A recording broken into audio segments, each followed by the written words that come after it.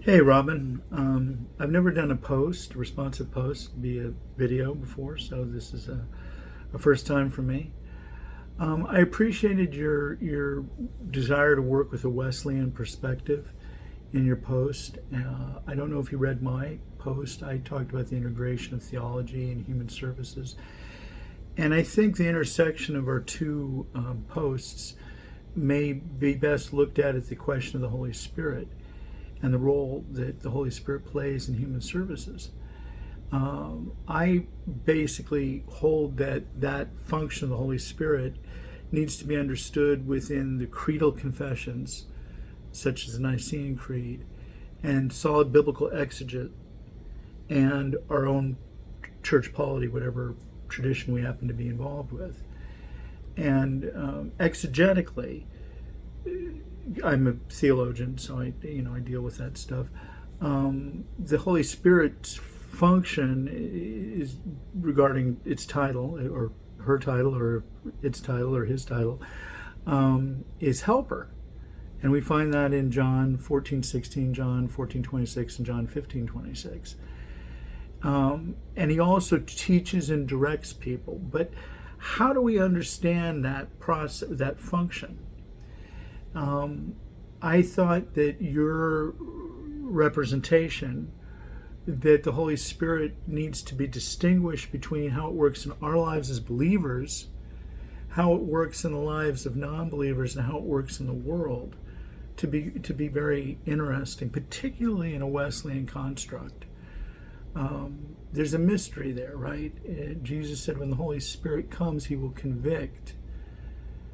And what will he convict of? Well, he'll convict of sin and righteousness and of judgment.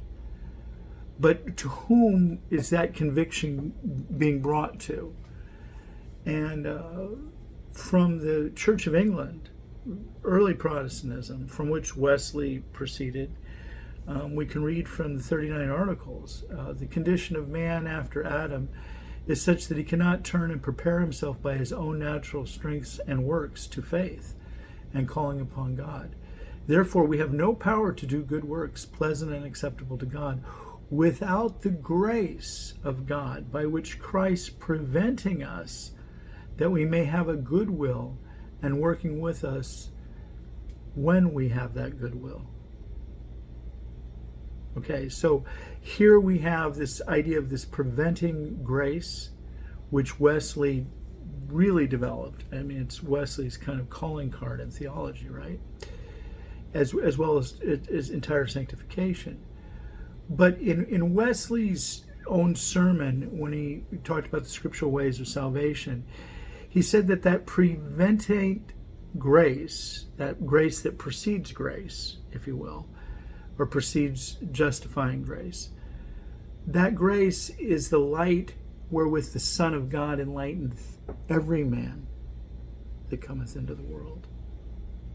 See, so that's the Spirit working to the world, to the unbelievers, to produce this conviction.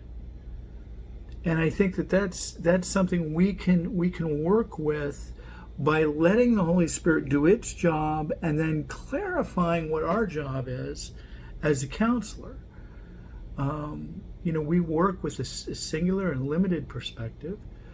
We're aiming at the human conscience to become awakened. We work in a non-judgmental manner. We're looking at the emotional, helping the client get perspective on their emotional dynamics so they can operate from a place of choice in a place of self-control. And we don't use the same tools that the church uses, like confession, the Eucharist, baptism, all those methods of grace we don't use as counselors typically. So I really appreciate your contribution in bringing up the Wesleyan perspective. There's, I think, a lot more that we could dig in here on, but I appreciate you, and I'm looking forward to more dialogue. Thanks a lot. Bye.